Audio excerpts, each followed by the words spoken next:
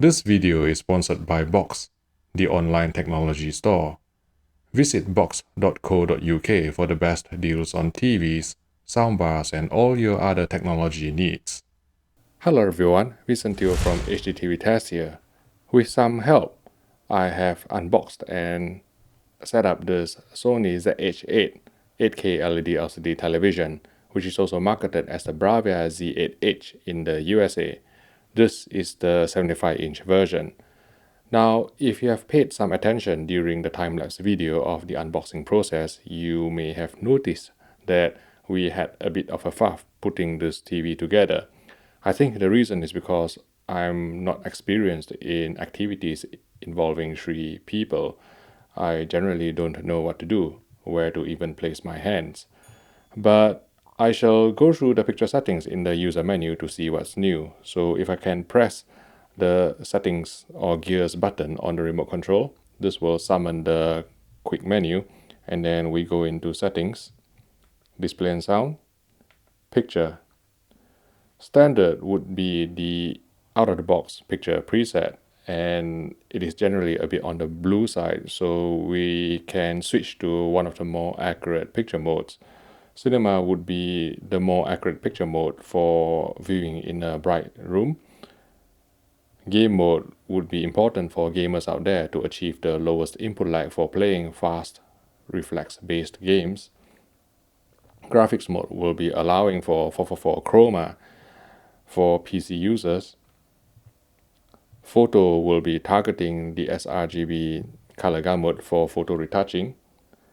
And then custom mode would be the most accurate picture preset out of the box for viewing content in a dark room, and we shall be exploring the picture parameters in this picture mode. So if we can go into the brightness submenu, brightness affects the light output on the screen. So in previous years, this is known as backlight, but Sony has adopted the brightness term to adjust the light output from the television. So if you actually increase the brightness, you'll be increasing the backlight and subsequently the light output, whereas if you decrease it, you'll be decreasing the light output in a general manner. So we shall go back to the default of 35. Contrast affects the digital white level. If you drop it too low, then you will be lowering the dynamic range of the image on screen unnecessarily. So we shall go to 90, and if you raise it too high, you may be clipping some whiter than white detail. Gamma determines how the input signal is being translated to the output on screen. So if you go for a brighter gamma, what you will be doing is to brighten the midtones and also the shadow detail for a more comfortable or more tolerable viewing in a bright room, because in a bright room our pupils constrict and we have more difficulty picking up shadow detail, so we may need some help from the TV in terms of the gamma adjustment to lift the shadow detail and make shadow detail more visible in the presence of ambient light. But I shall go back to -2 for viewing in a dark room. Black level is the digital black level, so if you lower it by too much, you'll be crushing some shadow detail, but if you raise it from the correct level, then you'll just be increasing the black level, graying out the blacks unnecessarily without any increase in shadow detail. So we'll go to 50. Black adjust will apply some near black gamma manipulation to give the perception of deeper blacks, but bear in mind that this may crush some shadow detail to achieve that effect. So for faithful reproduction of the creator's intent, it's best to leave this off. And the same applies to advanced contrast enhancer as well. So this will apply an S-curve gamma to the picture. By S-curve, I mean they compress the highlights and also try and crush some shadow detail to make the picture look a bit more contrasty. But again, this will deviate from the director's intent. So generally, I advise turning it off, if you want to watch content in an accurate manner. Auto local dimming. This TV is a full array local dimming LED LCD television. In the full review, I will be counting the number of local dimming zones. But there are a few levels you can select here, which will affect the auto local dimming algorithm. So let's say if you turn it off entirely, then there won't be any local dimming applied, which is daft if you ask me, because you have spent so much money on such an expensive television. Local dimming can increase the contrast of the picture. So if you turn it off, you're just basically buying an expensive television and then putting on a worse image. So low would be applying local dimming in a less aggressive algorithm, and then medium and then high would be applying the most aggressive local dimming algorithm to try and reduce the blooming and haloing at the expense of some shadow detail. So let's keep it to medium, which is the default setting. Extended dynamic range just has different effect in SDR and HDR.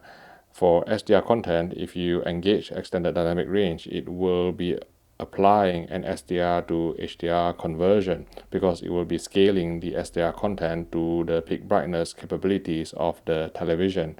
But for HDR content, extended dynamic range should be set to high, which will allow this TV to reach its highest peak brightness potential. And again, when I do the full review, I'll be measuring the peak brightness of this television. I think from CES, when I first looked at this TV, I thought that it should be at least 2000 nits, in terms of the raw HDR impact I saw at CES. But again, this is a final production sample, so I will be putting a meter on the screen to try and measure the peak brightness of this television. But extended dynamic range is important to reach the highest peak brightness, and also to adhere to the correct tone mapping according to the ST2084 PQ curve. If you drop it to medium or low for HDR content, then what you'll be doing is to darken the image relative to the reference standard. So let's keep it to medium for now. Oh no, it should be off for SDR content. And then color would be adjusting the colors in a global manner. So you'll be boosting the saturation and luminance if you increase it, and if you decrease it all the way, it may turn the picture monochrome or black and white by desaturating the colors. Oh, before I forget, this TV is blessed with the new graphical user interface that has been introduced by Sony. You can see quite a colorful graphics here with some explanation of each control, well, most of them anyway. And then hue will be rotating the tint of the colors in a global manner, meaning that every single color will be affected. Color temperature is basically grayscale presets. The default in custom mode would be expert 1 and expert 2, and these are the ones that can be calibrated later using the 10-point and 20-point adjustments with Kalman. Again, I'll come to that. And then if you go up the scale all the way up to cool, the white balance will become progressively bluer. We'll stick to expert 1 for now. Live color will be applying some sort of saturation boosting and maybe luminance boosting as well to create a more vivid effect, more vibrant colors. But even though it may look more pleasing to the eyes, it may not be accurate to the creator's intent. So generally I leave this off for critical viewing. That's for me. Clarity. Sharpness basically is edge enhancement. Variety creation is Sony's proprietary database driven upscaling and also noise reduction algorithm. And then you can use the manual control to adjust how much you want to increase the sharpness by, or you can just let the reality creation engine do its own job by auto, or you can turn it off altogether. I mean, because I'm a purist, I generally choose to turn this off. Random noise reduction will be applying some digital noise reduction to try and suppress the noise in the picture in a temporal manner, I should add. And then digital noise reduction will be applying a spatial filter to clear up the compression noise, let's say mosquito noise or compression artifacts. And on other TVs from rival brands, this may be known as impact noise reduction. Smoke gradation is a key technology from Sony that I really like. This is a decontouring filter which will serve to smooth out polarization that is originally in the content itself. Let's say you have an 8-bit content, let's say you have a heavily compressed broadcast. If there is a lot of polarization, you can engage smoke gradation to try and smooth out the steps between these different gradients. And I generally wouldn't go higher than low, because if you go up the scale, you may smooth out the polarization, but you will also risk deleting or erasing even more fine detail, especially at the high setting. So I generally leave it on low for general content, but if you are a purist and you only watch high quality pristine content, you may want to consider switching this off altogether so that no fine detail is affected by this decontouring filter. We'll leave it on low for now. Motion is another strength of Sony televisions, and their technology comes under the motion flow moniker, and you can turn it off altogether. Custom allows you to adjust smoothness and clearness independently, and then auto will be doing its own thing. So we'll go into custom. Smoothness is basically motion compensated frame interpolation, or MCFI, and this will be creating frames artificially to reduce motion blur and also smooth out the judder. The thing with Sony TVs is that the smoothness control will also apply some soap opera effect to 24p films, because they don't have separate de-judder and de-blur control, unlike some other manufacturers. Although, to be fair, the soap opera effect that is introduced by Sony televisions is not as obvious or apparent as some other manufacturers, but it is still there if you apply smoothness, increase it basically from minimum. And then clearness, I'll go back to minimum. And then clearness will be activating the black frame insertion or backlight scanning.